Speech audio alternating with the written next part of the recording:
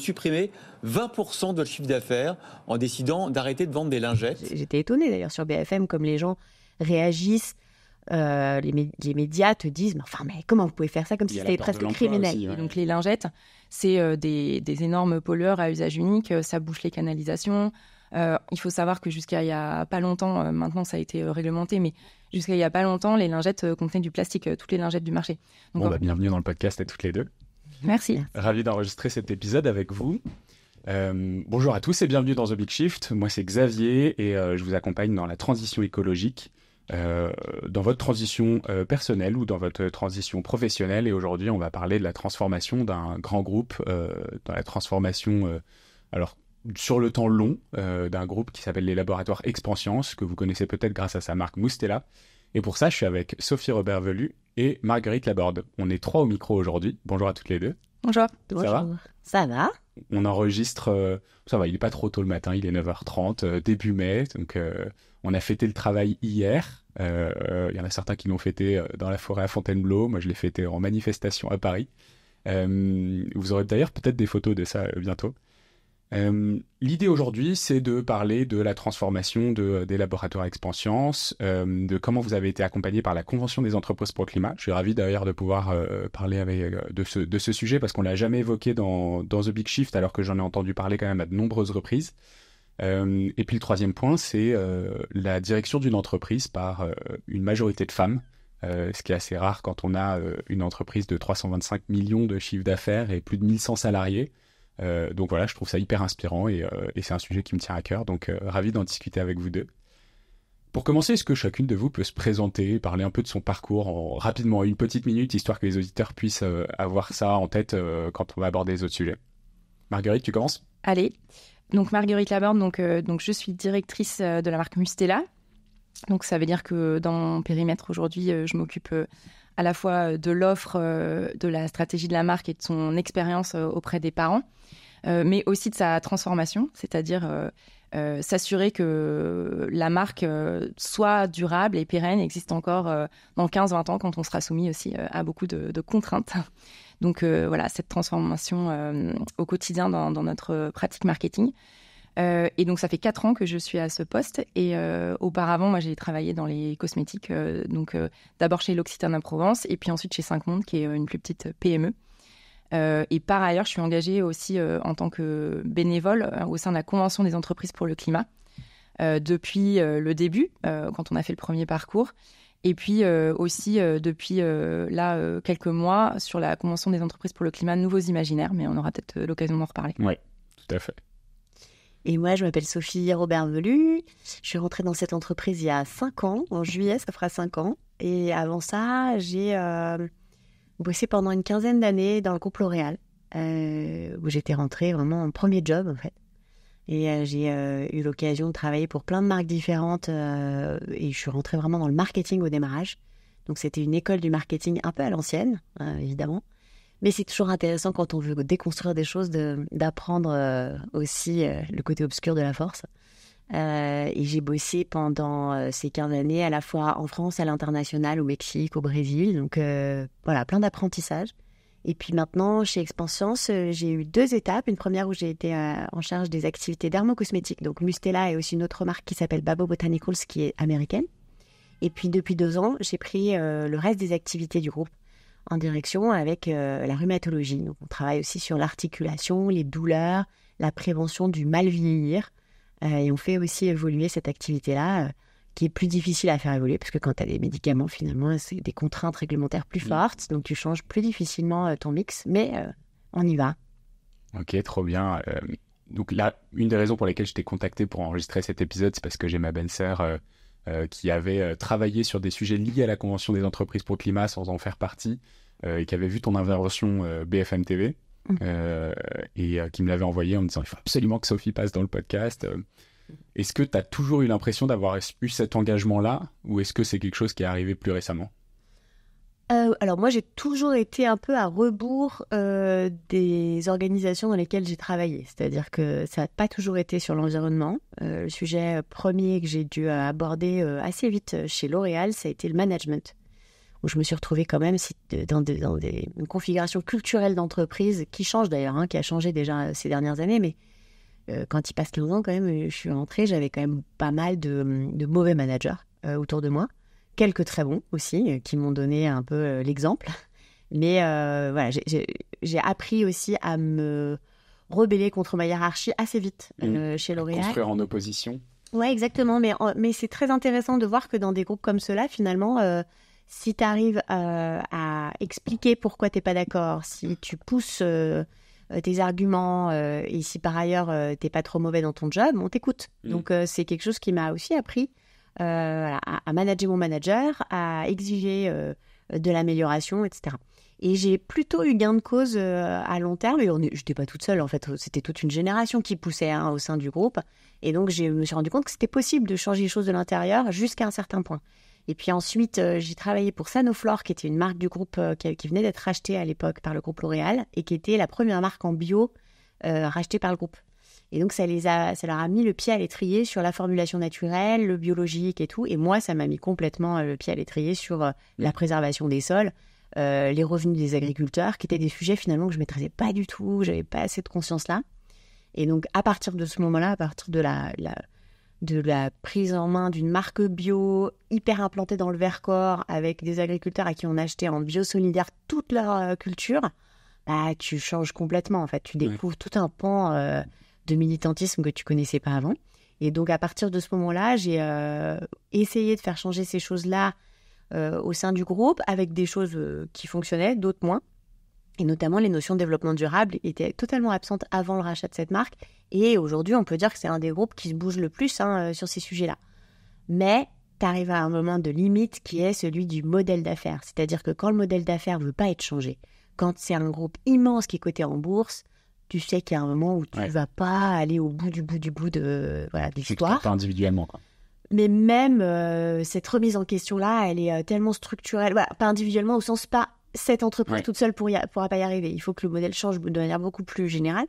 Et donc c'est à ce moment-là que je me suis intéressée à une entreprise plus petite, familiale, avec un actionnaire président qui avait déjà quand même des bonnes valeurs. Et j'ai shifté à ce moment-là, j'ai changé d'entreprise. Et quand tu t'es positionné pour postuler à ce job, t'es arrivé en disant voilà ce qu'on va faire, ou est-ce que t'es arrivé un peu en mode embuscade et tu leur as dit bon bah maintenant on avance et on va dans cette direction? Alors je fais pas d'embuscade, moi je préfère dire les choses dès le départ. Okay. Donc non, on a eu des super discussions avec Jean-Paul Berthomé qui est donc le fils du fondateur et qui est PDG de la boîte actuellement. Dès le départ, c'est-à-dire avant même de rentrer, je lui dis moi je quitte pas la proie pour long, je vais pas quitter le groupe L'Oréal où quand même je vois bien que même si tu changes un poupouille d'un truc chez L'Oréal, c'est tellement gros que tu as un impact quand même. Donc je lui dis moi si je change ce sera pour avoir encore plus d'impact et jusqu'où vous êtes prêts à bouger. Donc on a eu des discussions très fondatrices dès le départ avant même de signer. Okay. Après ça veut pas dire qu'on est toujours d'accord. Mais on a au moins, on découvre pas des objectifs cachés ni chez l'un ni chez l'autre. Ouais. Il y a un des éléments de cette transformation qui a été très très remarqué, c'est que vous avez décidé de vous couper de 20% de votre CA, notamment en France, parce que c'était un produit que vous estimiez qui était plus compatible avec les limites planétaires, avec l'utilisation des ressources, avec les déchets. Est-ce que tu peux me raconter un peu comment ça s'est passé? T'as envie de prendre ça parce que c'est Mustela en plus. Donc... Oui, absolument. Bah, alors, oui, effectivement, c'est une décision qu'on a prise et qui est assez lourde de conséquences. Mais en fait, c'est hyper important, je trouve, de rappeler que c'est une conséquence et on est arrivé à cette décision-là parce qu'on est sur une transformation qui est beaucoup plus large que ça, en fait. C'est-à-dire que si on parle uniquement du sujet des lingettes, qui est donc du coup une partie de notre offre dont on va se séparer, on ne parle pas de toute la transformation qu'on fait sur notre modèle opérationnel et notre façon de pratiquer le marketing, nos changements de modèle d'affaires.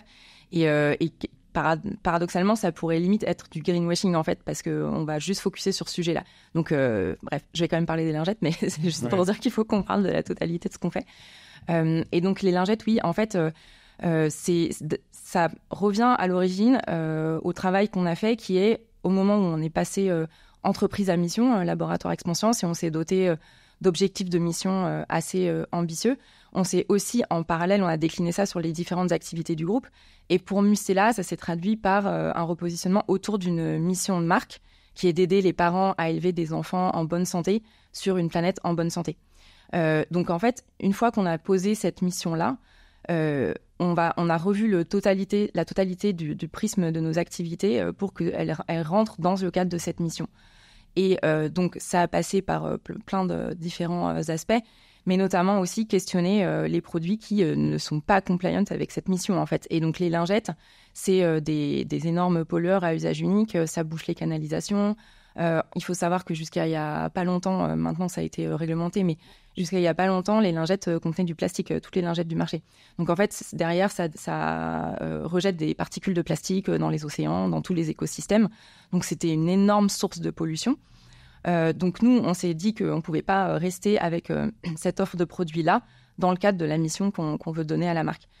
Donc après, une fois qu'on était clair sur le constat, il y a la façon de le faire. Et donc la façon qu'on s'est donné de le faire, c'est de le prévoir assez en amont et de se dire que on allait poser cette décision, mais qu'on allait se laisser le temps de sortir de la dépendance à ce produit, à cette offre-là. Donc, on arrête les lingettes en 2027.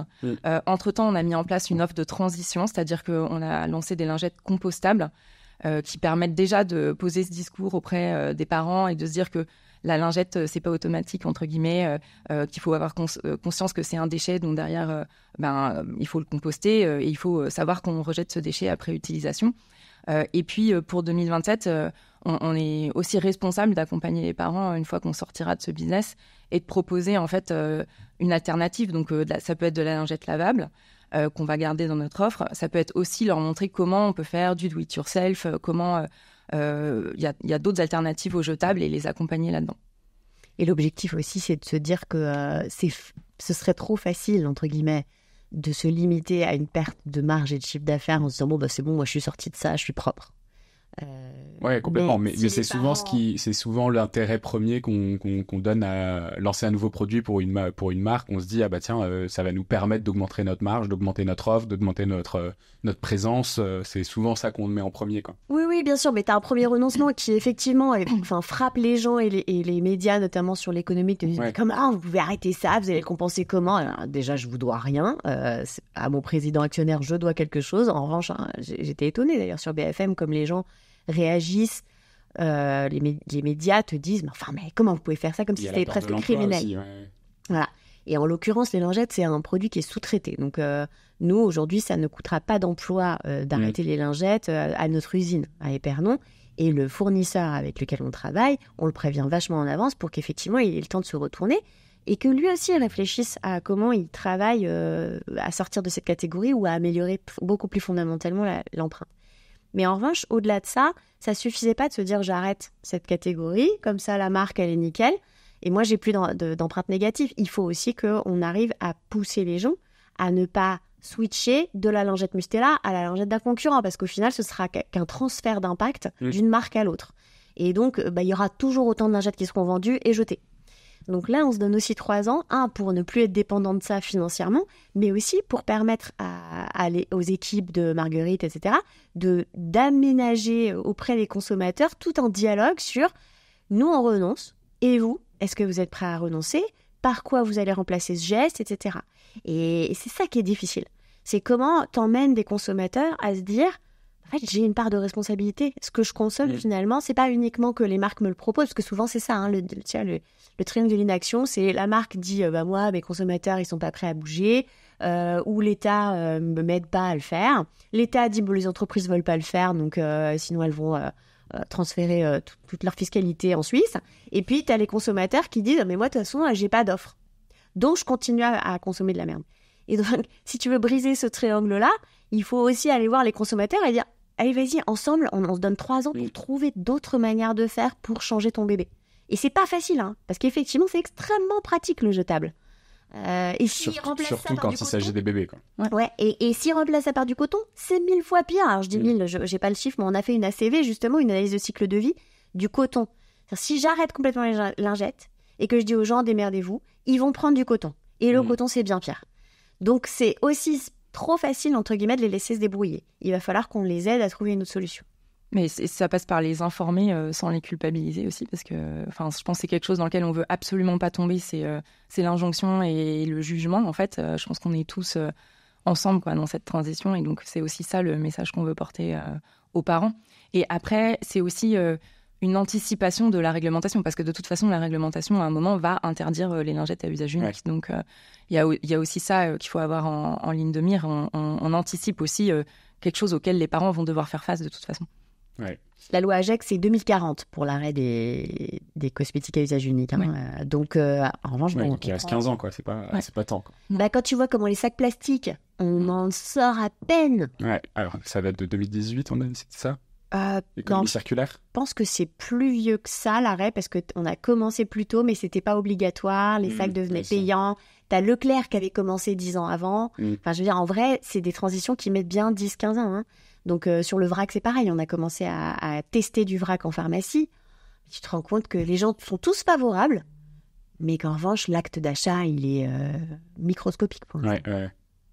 C'est hyper inspirant, et je pense que les auditeurs peuvent aller regarder toutes les interventions qui ont été faites sur ce sujet liées typiquement au produit, à l'arrêt d'un produit pour une grosse marque, pour un produit qui est quand même, qui soutient la viabilité d'une entreprise potentiellement, parce que c'était 20% de votre CA, je crois, un truc comme 20% ça. du CA en France. En France, ouais. Mais heureusement, dans les autres pays, je pense que dans les années précédentes, mon arrivée, ils n'avaient pas trop lancé les lingettes parce qu'elles étaient on n'était pas assez profitable sûrement dans ces pays-là, parce que tu l'importais de loin et tout.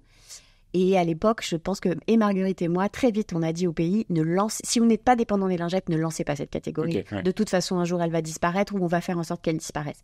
Donc l'avantage, c'est qu'on n'est pas trop dépendant de cette catégorie dans les autres pays. Et aujourd'hui, je pense que ça a déjà diminué, parce qu'en fait, on a vraiment déjà augmenté les prix pour que les gens se disent, mais en fait, ça coûte cher une lingette. Et il faut qu'on paye le prix de la pollution qu'on génère. C'est sûr, complètement. Et donc, à partir du moment où tu décroches de la promo, du super discount des concurrents, on en vend moins. Donc, petit à petit, nous, on a fait baisser ce point. Pour le moment, c'est du transfert quand même, du coup. Ah oui, pour l'instant, c'est du transfert, et l'enjeu, c'est de se donner 3 ans pour changer ça. Et on n'investit plus dessus aussi. C'est-à-dire que une façon d'arrêter de pousser les volumes et de sortir à la dépendance, c'est de sortir de la dépendance, c'est de ne plus investir dessus en communication. Donc ça fait quelques temps qu'on a déjà décrété ça.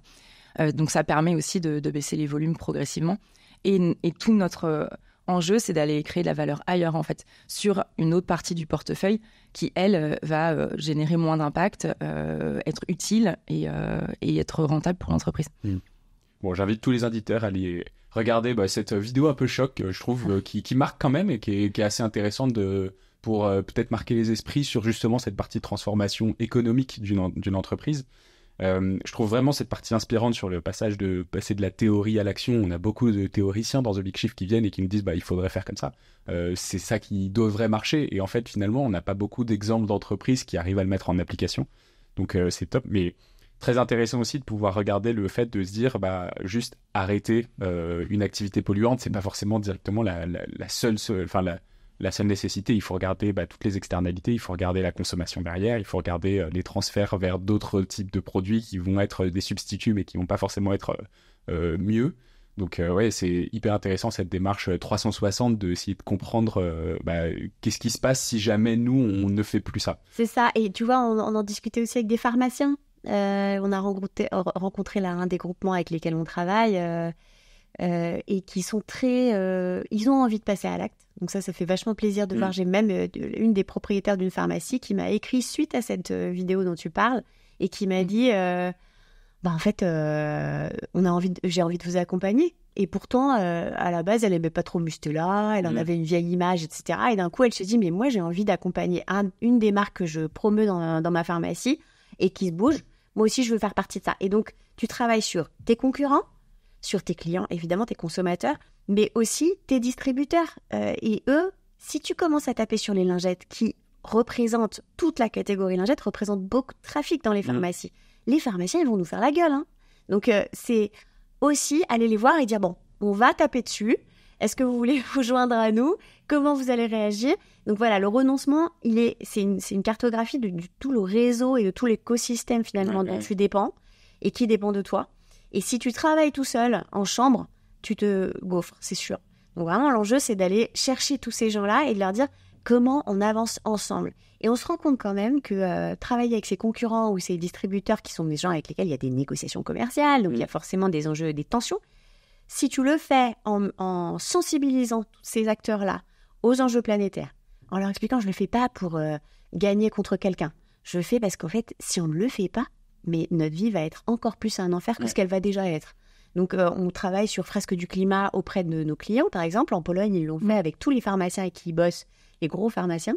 Mais ça accélère beaucoup plus les coopérations. Parce que d'un coup, tu arrêtes de parler de marge et de est-ce qu'il est en train de négocier contre moi, etc. D'un coup, on se dit, l'enjeu, il est planétaire, il est un enjeu de survie humaine. Et donc, tu élèves le débat, en fait. Et tu arrives beaucoup plus à être intelligent à plusieurs. Donc tu parles de coopération. Donc tu m'avais dit que vous aviez fait de la coopération sur le vrac justement en pharmacie avec des concurrents ou des confrères. Est-ce que vous parliez de l'arrêt des lingettes et de ce problème de transfert potentiel vers d'autres marques? Est-ce que la coopération elle pourrait aller jusqu'à pousser les concurrents à aussi réduire la communication sur ces produits-là ou même arrêter leurs produits aussi en même temps pour que vous puissiez derrière éviter ce genre de substitut et tous basculer vers une offre différente? Bien sûr, tout le travail de la Convention des entreprises pour le climat, c'est justement de faire vivre un parcours de quelques mois à des entreprises, soit d'un même secteur. Ça, c'est les CEC catégoriels, ou je ne sais plus comment ils disent. Donc, tu as sectoriel, thématique. Donc, tu as une CEC finance qui a eu lieu. Là, il y a une CEC industrie qui commence. Ils ont tous les mêmes enjeux, finalement. Ils peuvent être concurrents les uns avec les autres ou ils peuvent juste avoir les mêmes enjeux à traiter. Mais en tout cas, dès que tu mets ces gens-là qui ont des enjeux similaires, voire même qui sont concurrents ensemble, d'un coup, tu te rends compte que l'intelligence collective a porté à plein et qu'ils se comprennent vachement et qu'ils trouvent surtout des coopérations du type tiens, si on achetait cette machine à deux plutôt que tout seul fois deux, en termes d'empreinte carbone, extraction minière, etc., c'est vachement mieux. Et typiquement, sur les nouveaux imaginaires, c'est aussi ça, c'est comment l'agence de pub se met avec le client. Et c'est qu'en les faisant travailler ensemble sur ces sujets-là que tu y arrives. Donc oui, nos concurrents, évidemment, on a besoin de les embarquer avec nous. Et c'est des véhicules, je trouve, hyper intéressants parce que justement, ils mettent tout le monde face à l'enjeu humain. Et quand tu es directeur général d'une entreprise, tu cherches d'abord, avant tout, à dire ce qui t'empêche de faire un truc. Mais quand tu parles à l'humain et que tu lui dis, vas-y, écris une lettre à tes enfants pour leur expliquer ce qui va se passer pour eux dans 30 ans, là, en fait, t'es DG, mais t'es avant tout un père, une mère, et tu te poses des questions beaucoup plus fondamentales. Ouais. Comment est-ce qu'on en arrive à prendre ce genre de décision forte? Là, c'est moins la décision en elle-même, parce qu'on en a un peu parlé, et le résultat, mais que le chemin pour en arriver là. Qu'est-ce qui fait que vous en êtes dit, tiens, c'est là qu'on va aller, on va faire des analyses de tous nos produits, on va voir si on doit en arrêter. C'était quoi l'origine de ça? Je pense que chez Expansience, déjà, c'est une entreprise qui quand même a un long chemin d'engagement. Déjà parce que Mustela, c'est une marque qui s'adresse aux nouveau-nés et maintenant à toute la famille, mais qui a une responsabilité quand même énorme par rapport à ce qu'elle met sur le marché. Donc c'est dans notre empreinte depuis très longtemps. En termes d'éco-conception, en termes de sécurité, des formules, et puis même aussi en termes de filière et de sourcing d'ingrédients. Et donc cette démarche, ça fait longtemps qu'elle a été accompagnée aussi. On a été labellisé B Corp dès 2018, donc ça date pas d'hier. Maintenant, ce qui a permis de pousser les curseurs plus loin, c'est probablement différentes choses simultanées, mais on va dire qu'à peu près dans la même année, se sont passées plusieurs choses qui sont le passage à entreprise à mission, qui permet de poser des objectifs quand même assez clairs d'intention pour devenir une entreprise à visée régénérative. Le programme Impact, qui a été un programme qui nous a permis de définir des objectifs et des KPI. Enfin, l'idée, c'est pas d'être dans des incantations, mais on a vraiment un volet énorme d'objectifs avec des milestones jusqu'à 2040 et des KPI très précis sur tous nos engagements, qui a été co-construit avec l'ensemble de l'entreprise. Donc ça permet aussi aux collaborateurs de s'approprier le sujet et d'être acteurs après du changement, parce qu'en fait, on l'a tous décidé ensemble. Et puis le dernier point aussi qui, je pense, a mené à cette décision, c'est effectivement la Convention des entreprises pour le climat. Donc, qu'on a faite. Alors, la Convention des entreprises pour le climat, c'est un parcours pour dirigeants qui dure à peu près 12 mois avec des sessions de 2 jours tout au long de ces 10 mois et qui permet en fait de passer à l'action. Donc, c'est-à-dire que c'est un parcours qui est apprenant et transformant avec à la fois des experts les plus pointus sur tous ces sujets, du constat en fait des limites planétaires jusqu'à l'économie régénérative et puis l'onboarding des parties prenantes en interne. Donc c'est vraiment tout un panel d'experts qui viennent intervenir, mais pas seulement. Il y a aussi toute une logique de réflexion en petits groupes et d'intelligence collective où les dirigeants se retrouvent entre eux. Ouais. Et sont aussi accompagnés sur la transformation intérieure. Et finalement, ce qui met en mouvement, c'est pas simplement le rationnel et le constat, en fait. C'est aussi de vivre et de comprendre ça émotionnellement. Et donc, c'est ce mélange, en fait, qui, derrière, permet d'aboutir à des feuilles de route de transformation qui sont hyper ambitieuses et qui sont faites et livrées à l'issue de ce parcours et qui sont publiques. Donc, c'est aussi un engagement hyper fort parce que la feuille de route est publiée, donc le dirigeant en répond.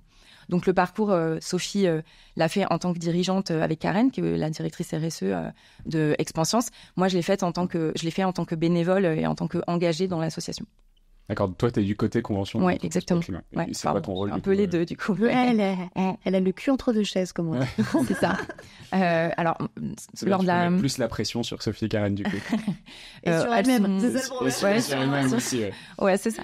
Ouais, je pense qu'elles sont déjà assez volontaires. J'ai pas forcément besoin de leur mettre la pression. Après, c'est effectivement... donc, pendant la première CEC, mon rôle, c'était... autour de la résonance du parcours. Donc, je travaille avec un des cofondateurs qui est Yannick Servan, qui est vraiment en charge du sujet de la résonance. Et donc, j'ai contribué à ma mesure et avec la possibilité de ce que je pouvais en termes de temps sur des articles et des posts, du tweet en live, etc. Et voilà, ça a été, pour moi, c'était à la fois par rapport à la sphère professionnelle.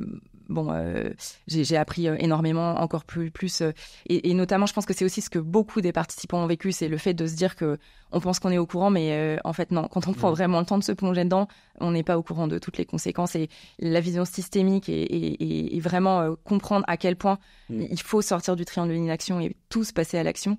On peut plus être dans le déni, quoi. Après, donc ça, c'était hyper fort. Et après, d'un point de vue personnel, moi, ce qui m'a beaucoup porté en fait et plus, c'était la première fois que je passais à l'action dans un collectif comme ça, et donc et on sait que le passage à l'action, c'est quand même un remède à l'éco-anxiété, et donc le fait de faire partie d'un collectif qui agit, moi, ça m'a beaucoup aidé en fait, ça m'a beaucoup porté. Il y a un truc aussi qui est très fort dans le chemin et qui te pousse à aller plus vite et plus loin, je trouve, c'est les risques à ne pas faire. On a vécu la CEC, nous, juste après le Covid. Donc, c'était en 21, tu vois, on a commencé en septembre 21. Donc, on venait de se taper quand même une année complète une année et demie quasiment de confinement larvé. Et puis, le post-Covid pointait le bout de son nez. Ça, on ne s'imaginait pas du tout que ça allait être aussi bordélique. Et donc, il y a eu le canal de Suez bouché aussi par le bateau. Ouais. Et derrière, tu te retrouves avec des mois d'impact. Hein. C'était incroyable. Dans les réunions de comité d'activité, la supply chain qui nous disait, bah non, là, il n'y a toujours pas de bateau. Et ça fait 8 semaines. Ouais. Ou alors, les mecs font monter les prix. Donc, en fait, faire du fret aérien, ça coûte moins cher que faire du fret maritime. T'es là, mais non. Donc, en plus, tu vois, t'es tiraillé, tu fais la CEC et en même temps, on te dit, bah, on pourrait peut-être faire voler les produits. Non. Donc, ça, c'était hyper intéressant. Et juste après, guerre en Ukraine. En 22, on était encore dans la CEC à ce moment-là. Et là, tu te retrouves avec ton principal fournisseur de gras, d'huile, qui est de l'huile de tournesol, qu'on utilise dans beaucoup de nos produits, qui vient exclusivement d'Ukraine. Et heureusement, je pense que grâce à la CEC, on avait eu la 3e session qui était autour de la nouvelle boussole. C'est à vraiment réfléchir à compter ce qui compte, cartographier tes risques, t'assurer que tu mets pas tous tes œufs dans le même panier, etc. Et donc, j'avais vachement parlé aux achats et au DAF à l'époque en disant, en fait, l'éco-compatibilité, c'est surtout une manière de professionnaliser l'anticipation des risques. Si tu anticipes pas le stress hydrique, les coupures d'eau de la préfecture d'Eure-et-Loir, les problèmes de guerre et donc de disponibilité des matières premières, ton entreprise, du jour au lendemain, elle peut cesser d'exister. Ouais. Et juste après, guerre en Ukraine. Et là, ils se rendent compte que ce que j'avais annoncé, un peu en mode Cassandre et tout, est en train d'arriver. Et ça a permis aussi aux derniers bastions qui pouvaient éventuellement se dire « Oh, ça va nous coûter beaucoup d'argent cette histoire », ils se sont rendus compte que non, pas du tout. C'était quelque chose qui nous permettait au contraire d'anticiper des problèmes beaucoup plus gros pour l'entreprise. Et donc ça, c'est aussi un angle important quand tu es une entreprise, c'est de te dire « Mais les gens qui pensent que ça va s'améliorer, que les prix vont baisser, que ça va, la guerre va s'arrêter, les migrations vont s'arrêter, qu'il y aura de l'eau un jour. » Et non, c'est faux en fait. C'est complètement faux et c'est complètement naïf de penser que ça va s'améliorer. Et donc, c'est important d'aller chercher les DAF, les directeurs des achats ou de la supply ou les DG en leur disant « As-tu vraiment cartographié les risques de chute du vivant, les problématiques de disponibilité ou de coût de l'énergie, de l'eau ? Si tu ne l'as pas fait, finalement, c'est toi qui es naïf. » Et on a commencé du coup à travailler sur de la comptabilité en triple capital et à compter nos investissements en réfléchissant. Par exemple, on a un investissement qui est en cours d'étude sur de la boucle fermée en eau au sein de l'usine. Faire en sorte finalement d'utiliser beaucoup moins d'eau et de travailler sur tous les circuits de refroidissement avec la même eau plutôt que de devoir retraiter puis rejeter de l'eau. Ouais. Et ça, c'est des investissements relativement lourds quand même, mais qui du coup, comme l'eau, ça coûte que dalle en France aujourd'hui, ça coûte très peu cher. On avait calculé que c'était un ROI de 20 ans, 19 ans. Évidemment, 19 ans, tu te dis, c'est compliqué quand même, est-ce que j'investis ? Puis on a commencé à regarder que ça faisait 3 ans de suite que la préfecture nous annonçait des coupes d'eau si on ne baissait pas nos utilisations d'eau, si on n'avait pas un plan, en gros, d'économie d'eau. Et les coupes, elles peuvent être énormes. On a une usine à côté de chez nous qui a été coupée pendant 25 jours l'été dernier. 1 mois de production en moins, t'imagines en termes de manque à gagner pour cette